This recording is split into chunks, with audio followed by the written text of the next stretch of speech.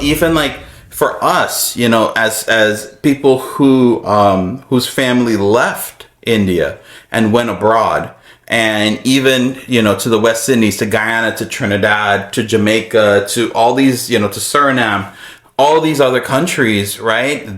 What kept them connected to the motherland? It was their dharma, it was their food, and it was their music. Right? And, my bhaiya that's how I got to know him. He is a super talented musician, can pick up anything and play it. And I know that being from his young age, Dharma and music went hand in hand. Two sides of one coin. Yeah. Really the anchor. Yeah. That really started, I wouldn't say my spiritual journey, but it kept me anchored to the temples, to the mandirs.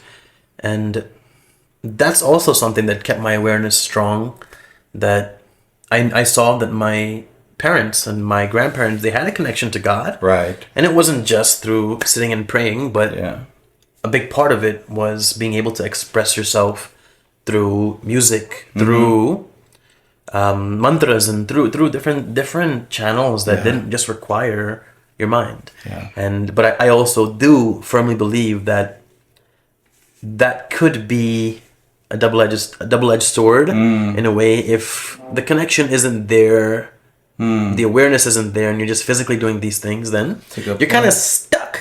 Yeah. Kind of stuck in limbo. Yeah. But I think I went a little too deep with that little segue. No, it's good. We can come back to that, and we talk about the greater. That could be episode 2, right, or 3, or whatever. We'll see where it goes. But no, I think going back to where our ancestors, they had this connection, and oftentimes, people from India will even say to me, and I'm sure they say it to you, is how are Guyanese people? How do they still have that connection So deeply, right? Right, we dress up fully in our kurtan. Yeah. There it goes. 99, dress 99. It was just a matter of time before it came out naturally. But 99, 100. Yeah.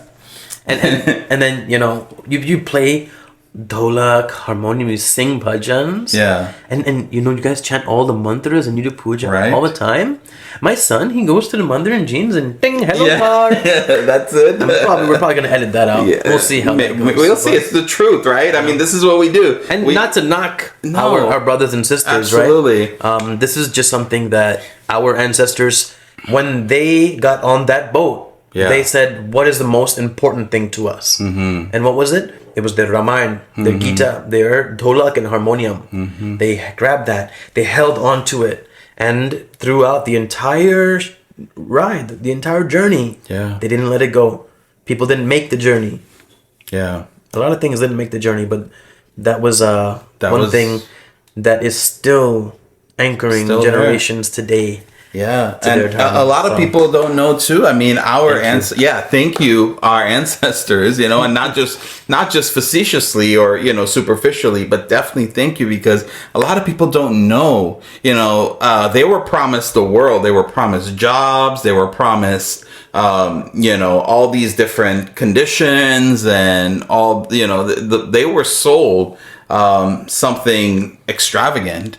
And oftentimes they got there, long hours, harsh hours in the sun, in the sugarcane fields. Even my grandfather, my nana, my mom's father, was a cane cutter for 46 years. So it's not like something that is only, it was a few hundred years. Rice. It's fairly recent. Rice and cane, and it was hard labor.